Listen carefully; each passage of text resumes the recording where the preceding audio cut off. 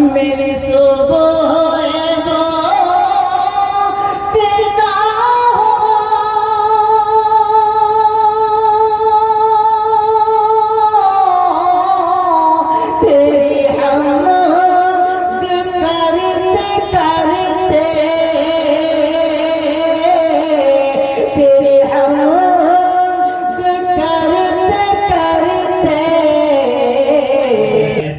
میں چاہتا ہوں تقریری میدان میں آپ حضرات کو لے چلے اور ایک اپنے رفیق محترم جو بہترین انداز کے بھی مالک ہیں، بہترین آواز کے بھی مالک ہیں، اچھی تقریر کرنا جانتے ہیں، بہترین مقرر ہیں، دارالعلوم دیوبند سے انہوں نے ابھی فراغت لی ہے، فاضل دارالعلوم دیوبند جناب حضرت مولانا عبدالحسیب صاحب رحمۃ اللہ علیہ سے میں ادباً گزارش کرتا ہوں کہ حضرت آئیں اور اپنے مواعظ حسنہ سے ہم سب کو مستفیض کریں، محسوس کریں۔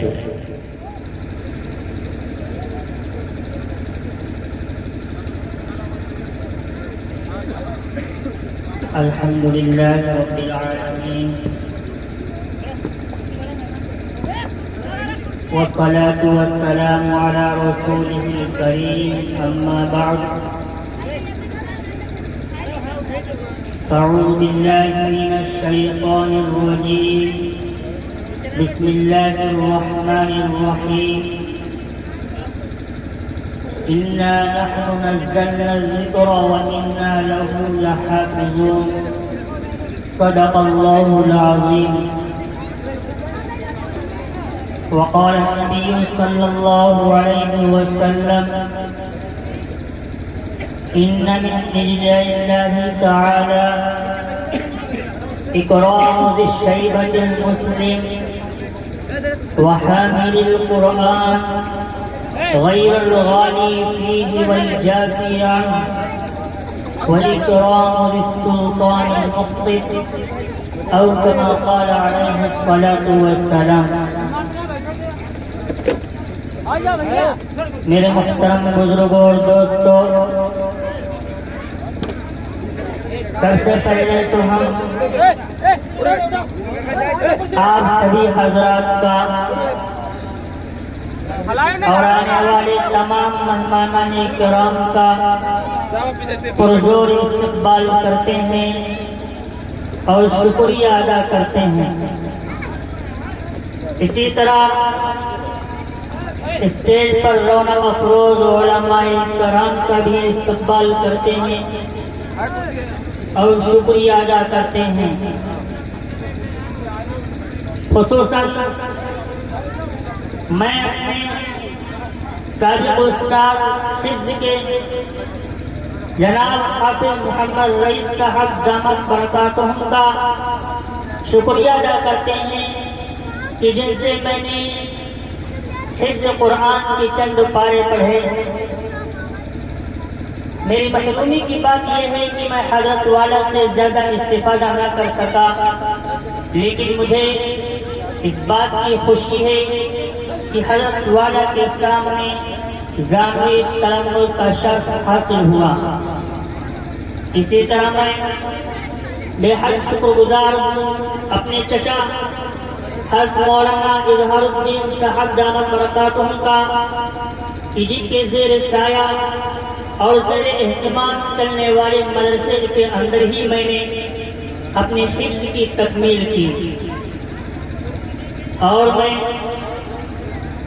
اس بزم کے خطیب العصر حضرت مولانا حبیب صاحب دامت برکاتہم کا بھی شکریہ ادا کرتا ہوں، اور اس بزم کے اس جلسے کے جو مہمان خصوصی ہم اور آپ کے درمیان آنے والے ہیں، جو محدث مدینہ منورہ کے نام سے جانے جاتے ہیں، حضرت مولانا شیخ عبدالباسط فیاض صاحب دامت برکاتہم کا بھی شکریہ ادا کرتے ہیں کہ آپ سبھی حضرات نے ہم لوگوں کی حقیر سی دعوت پر لبیک کہا اور اس جلسے کو کامیاب بنانے میں ہمارے ساتھ شریک ہوئے۔ چونکہ میں اسی بستی اور اسی گاؤں کا رہنے والا ہوں، اصل خطاب تو آنے والے مہمان کرام ہی کریں گے، میں صرف چند منٹ کے لیے آپ کے سامنے آ گیا ہوں. دعا کریں کہ اللہ تبارک و تعالی چند باتیں اور صحیح باتیں آپ حضرات کے سامنے پیش کرنے کی مجھے توفیق بخشیں. میرے دوستو، یہ جلسہ جس نسبت پر ہوا ہے وہ ہے حفظ تکمیل قرآن کی نسبت پر. ہم اور آپ جو یہاں آئے ہیں حفظ قرآن کی تکمیل کی مناسبت سے ہم اور آپ یہاں تشریف لائے ہیں.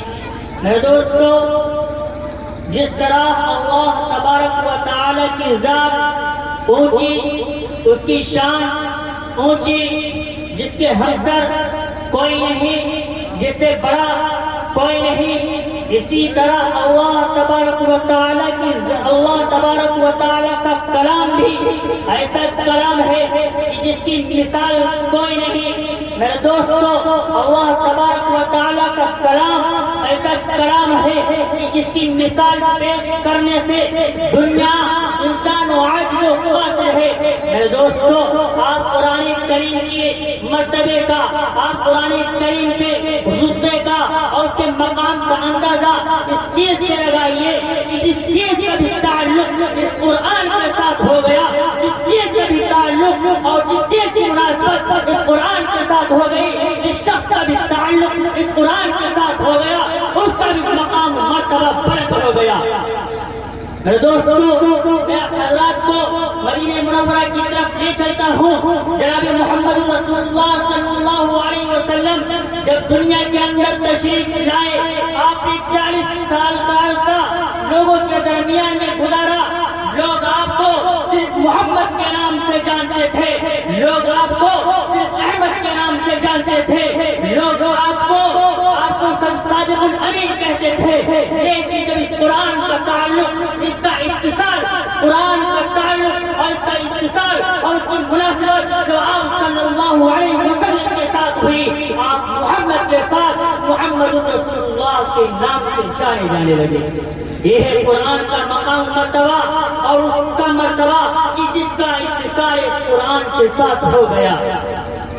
آپ حضرات توجہ کریے کہ وہ دبتی، وہ کاغذ جو قرآن کھولنے سے پہلے کھولا جاتا ہے، اس کا مقام مرتبہ کیا ہے. آپ حضرات اندازہ لگائیے کہ جب وہ دبتی، وہ کاغذ جب اس سے علیحدہ تھی، اس سے الگ تھی، اس سے جدا تھی، اس کی کوئی حیثیت نہیں تھی، اس کی کوئی ویلیو نہیں تھی، اس کی کوئی قیمت نہیں تھی. لیکن جب اس دبتی کا تعلق قرآن کے ساتھ ہو گیا، اس کا مقام مرتبہ بلند ہو گیا. علماء نے فتویٰ دیا کہ اس کو بھی بغیر وضو کے چھوڑا جائے گا. یہ ہے قرآن کا مقام مرتبہ اور جس کا بھی اتصال قرآن کے ساتھ جس کا تعلق ہو گیا، اس کا مقام مرتبہ. آپ حضرات ذہن کو یہی رکھیں اور آگے چلیے کہ جو جزے دان، وہ کپڑا جس کو قرآن کے اندر رکھا جاتا ہے، جب تک وہ قرآن سے علیحدہ تھی، جب تک قرآن سے الگ تھی، اس کی کوئی حیثیت نہیں تھی، اس کی کوئی ویلیو نہیں تھی. لیکن جب اسی قرآن کو اس تھیلے کے اندر، اس جزے دان کے اندر، اس کپڑے کے اندر رکھا جانے لگا، اسی وقت سے اس کا مرتبہ اتنا عظیم ہو گیا کہ جب لوگ قرآن کو اٹھاتے ہیں، سینے سے لگاتے ہیں، تو کپڑا سب سے پہلے سینے سے لگتا ہے. یہ ہے اس کپڑے کا مرتبہ، یہ ہے اس کپڑے کا مقام. آپ حضرات توجہ کیجیے کہ جس کا اتصال بھی، جس کا تعلق بھی قرآن کے ساتھ ہو گیا، اس کا مقام مرتبہ بلند ہو گیا. میں نے آپ حضرات کے سامنے خطبے کے اندر ایک آیت پڑھی تھی، اِنَّا نَحْنُ نَزَّلْنَا الذِّكْرَ وَإِنَّا لَهُ لَحَافِظُونَ، کہ اللہ تبارک و تعالیٰ نے اس قرآن کی حفاظت کی ذمہ داری خود لی ہے. اللہ تبارک و تعالیٰ نے خود کہا ہے کہ ہم اس قرآن کی حفاظت کریں گے.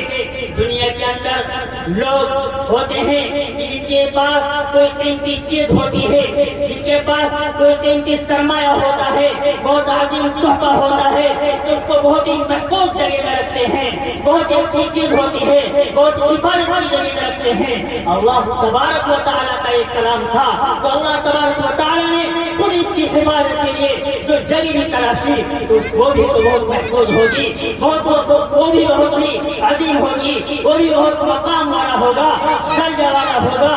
دوستو، جس طرح دنیا کے لوگ عظیم تحفے کو اور عظیم سرمایہ کو، عظیم اور قیمتی چیز کو بہت ہی حفاظت کی جگہ رکھتے ہیں، تو اللہ تبارک و تعالیٰ نے اپنے قرآن کی جو حفاظت کی ذمہ داری لی ہے، تو اس کی حفاظت کے لیے جو جگہ تلاش کی ہے، اس کے لیے حافظ قرآن کے سینے کو چنا ہے۔ آپ حضرت توجہ کیجئے کہ حافظ قرآن کا مقام و مرتبہ کیا ہے، کہ اللہ تعالیٰ نے جو قرآن کریم کی حفاظت کی ذمہ داری لی تھی اور اس کی حفاظت کی جگہ تلاشی ہے، وہ ہے حافظ قرآن کے سینے کو، ان کا مقام و مرتبہ اس سے لگایا جا سکتا ہے۔ میرے دوستو، خطبے کے اندر میں نے حدیث پڑھی تھی، اس کے اندر اللہ تبارک و تعالیٰ نے حفاظ کرام حامل قرآن کے اعزاز و اکرام کا حکم دیا گیا ہے۔ تین لوگوں کا اس کے اندر تذکرہ کیا گیا ہے۔ اکرام للشیب المسلم، کہ وہ شخص جو بوڑھا ہو گیا ہو، اس کے بعد سفید ہو گئے ہیں، اللہ تبارک و تعالیٰ ان کے بارے میں کہہ رہا ہے کہ اس کی عزت کی جائے، اس کا اکرام کیا جائے۔ اسی طرح حامل قرآن کے بارے میں کہا گیا ہے کہ اس کا اعزاز و اکرام کیا جائے۔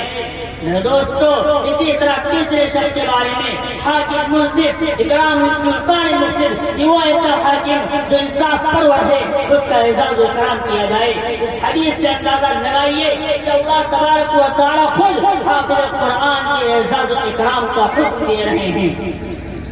میرے دوستو، زیادہ وقت نہیں ہے، اسی وجہ سے میں اپنی بات کو سمیٹتا ہوں۔ صاحب قرآن کی فضیلت، حامل قرآن کی فضیلت کیا ہے؟ میدان محشر کے اندر، آخرت کے اندر صاحب قرآن سے کہا جائے گا، اقرا ورتقل ورتل کما كنت ترتل في الدنيا فإن منزلك عند آخر آیت تقرأها، کہ قرآن پڑھتا جا اور جنت کی سیڑھیوں پر چڑھتا جا اور ٹھہر کر پڑھ، جیسا کہ تو دنیا کے اندر ٹھہر کر پڑھا کرتا تھا۔ تیرا آخری ٹھکانہ، تیری آخری منزل وہی ہوگی جہاں تیری آخری آیت ہوگی۔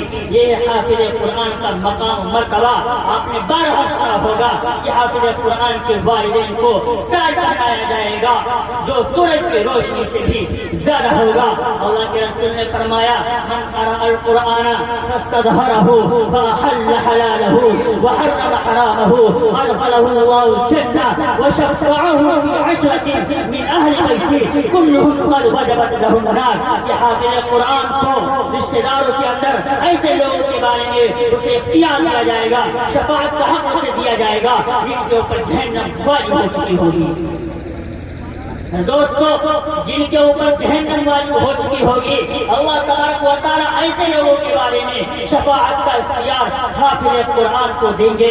اس سے قرآن، حافظ قرآن کے فضیلت اور اس کے مقام کا اندازہ لگایا جا سکتا ہے۔ لیکن میں یہاں چند باتیں ملحوظ کر دوں، آپ حضرات سے غور سے سنیے کہ اس حافظ قرآن کا اعزاز و اکرام کا جو حکم دیا گیا ہے، وہ اسی وقت ہے جب قرآن کے تقاضوں پر عمل کرے۔ حافظ قرآن جب اس پر عمل کرے تبھی اس کے ساتھ یہ اعزاز و اکرام کیا جائے گا۔ اور یہ جو میں نے فرمایا کہ حافظ قرآن 10 لوگوں کے بارے میں، رشتہ داروں کے بارے میں شفاعت کرے گا، تو بھی اس سے غفلت نہ برتیں، یہ نہ سمجھیں کہ وہ تو بخش دیے جائیں گے، اب تو جنت کے اندر پہنچ جائیں گے، نہیں، ہرگز نہیں، بلکہ اس کو بھی دین کے تقاضوں پر عمل کرنا پڑے گا۔ دوسری بات یہ ہے کہ جو میدان محشر کے اندر اس کو جو شفاعت کا اختیار دیا جائے گا، وہ تو میدان محشر کے اندر، آخرت کے اندر دیا جائے گا۔ اس سے پہلے تو قبر کی منزل سب سے پہلی منزل ہے، اس کا سامنا تو پہلے کرنا پڑے گا۔ تیسری بات یہ ہے کہ میرے دوستو، اللہ تبارک و تعالیٰ جس کے لیے اجازت چاہیں گے اسی کے بارے میں اس حافظ قرآن کو اختیار دیں گے۔ بہرحال خلاصہ نکلا کہ جب حافظ قرآن، جب حامل قرآن ہو، عامل قرآن ہو، اور جو رشتہ دار ہیں وہ بھی دین کے تقاضوں پر عمل کریں گے، تب ان کو شفاعت کا حق ان کو بھی حاصل ہوگا۔ لیکن بہرحال جو حافظ قرآن کی فضیلت ہے، حافظ قرآن کا جو مقام مرتبہ ہے، ان باتوں سے لگایا جا سکتا ہے۔ میں آپ حضرات کے سامنے زیادہ وقت نہ لیتے ہوئے صرف ایک واقعہ عرض کر دوں کہ اب کا حال یہ ہو گیا ہے کہ لوگ اپنے اولاد کو حافظ قرآن بنانے سے بہت پیچھے ہیں، اور یہ سوچتے ہیں کہ اگر حافظ قرآن بنا دیں گے تو مجھے موٹی رقم نہیں ملے گی، حافظ قرآن بنا دیں گے تو پھر وہ صوفی بن کر رہ جائے گا، ملوں میں شمار ہونے لگے گا۔ میرے دوستو، ایسی بات ہرگز نہیں ہے۔ دنیا کے اندر چند دن رہنا ہے، دنیا کے اندر مصیبتیں بھی آتی ہیں، راحتیں بھی آتی ہیں۔ دنیا کا یہ سرمایہ ہے بہت ہی بے قیمت سرمایہ ہے، اس کے اندر دنیا کے اندر طرح طرح کی تکلیف برداشت کر لیجیے، جو بھی تکلیفیں مصیبتیں آپ کے اوپر آئیں، لیکن دین کے تقاضوں پر عمل کر لیں، اور پھر بعد میں آپ ہی آپ ہوں گے۔ اللہ تبارک و تعالیٰ جب اپنی نعمتوں سے نوازے گا تب آپ دیکھ لیں گے۔ اسی لیے میرے دوستو، میں اس واقعے کی طرف لے چلتا ہوں کہ لوگ اپنے اولاد کو حافظ قرآن بنانے سے بہت پیچھے رہتے ہیں، لیکن پہلے لوگوں کا حال دیکھو کہ ان کو کتنا شوق ہوتا تھا اور کتنی خوشی ہوتی تھی کہ ان کا بیٹا بھی حافظ قرآن بن جائے۔ میرے دوستو، آپ نے اورنگزیب عالمگیر رحمۃ اللہ علیہ کا نام سنا ہوگا۔ یہ بادشاہ تھے اور بہت بڑے نیک اور صالح بادشاہ گزرے ہیں۔ انہوں نے کسی وجہ سے اپنے والد محترم شاہ جہاں، بہت حضرات نے سنا ہوگا شاہ جہاں کو، تو اپنے والد محترم کو کسی وجہ سے کسی سیاست کی بنا پر قید کر دیا تھا۔ اورنگزیب عالمگیر سمجھتے تھے کہ اس وجہ سے میرے والد محترم ناراض ہیں، لیکن ان کو قید کے اندر رہنے کے باوجود ہر طرح کی آسائش و آرام انہیں پہنچاتے تھے، ہدیہ تحائف ان کو بھیجتے تھے، یا اپنے خادموں کو ہدیہ تحائف دے کر بھیجتے تھے تو کہتے تھے کہ دیکھنا کیا رد عمل آتا ہے، کیا جواب آتا ہے۔ میرے دوستو، جب بھی کوئی خادم ہدیہ تحائف لے کر جاتا تو اسے واپس کرتے، اسے قبول نہیں کرتے تھے اور کوئی جواب نہیں دیتے تھے۔ ایک مرتبہ اورنگزیب عالمگیر نے یہ خبر پہنچائی اور کہا کہ یہ خبر دے دو کہ ان کا پوتا حافظ قرآن بن گیا ہے۔ جب یہ خبر ان کے پاس پہنچی تو اتنے خوش ہوئے کہ خوشی سے اچھل اٹھے اور کہا بہت ہو۔ جب یہ بات اورنگزیب عالمگیر رحمۃ اللہ علیہ کے پاس پہنچی تو سمجھ گئے کہ میرے والد محترم مجھے حافظ قرآن بننا اور دیکھنا چاہتے ہیں۔ اسی وقت سے محنت شروع کر دی اور چند ہی عرصے کے اندر حافظ قرآن بن گئے، اور یہ خبر پہلا بھیجا کہ جاؤ میرے والد محترم کو یہ خبر دے دو کہ ان کا بیٹا حافظ قرآن بن گیا ہے۔ جب یہ خبر شاہ جہاں کے پاس پہنچی تو خوشی سے جھوم اٹھے اور کہے رہے کہ میرا بیٹا حافظ قرآن بن گیا ہے۔ لوگوں نے کہا کہ ہاں واقعی آپ کا بیٹا حافظ قرآن بن گیا ہے، تو کہنے لگے کہ جاؤ میں نے اپنے بیٹے کو معاف کر دیا۔ یہ ہے اپنی اولاد کے ساتھ کیا برتاؤ اور کیا سلوک ہوتا تھا، کیا وہ چاہتے تھے، کیا شوق ہوتا تھا کہ ان کا بیٹا حافظ قرآن بن جائے۔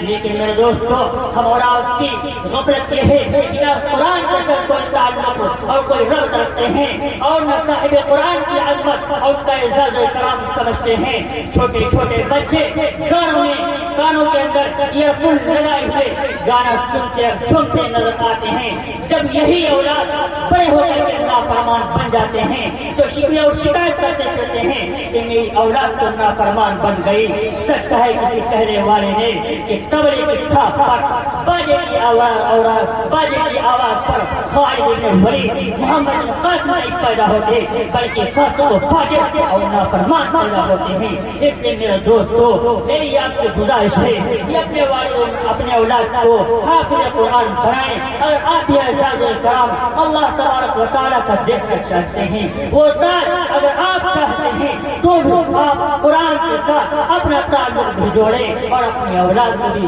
قرآن کے ساتھ جوڑیں، ان کو بھی دینی تعلیم دیں، ان کو بھی حافظ قرآن بنائیں۔ اللہ تبارک و تعالیٰ ہم سب کی اولاد کو حافظ قرآن بنائے اور ہم سب کو بھی قرآن کے ساتھ تعلق اور ربط پیدا کرنے کے اللہ تعالیٰ توفیق عطا فرمائے۔ انہی چند باتوں پر میں اپنی تقریر ختم کرتا ہوں۔ واخر دعوانا الحمدللہ۔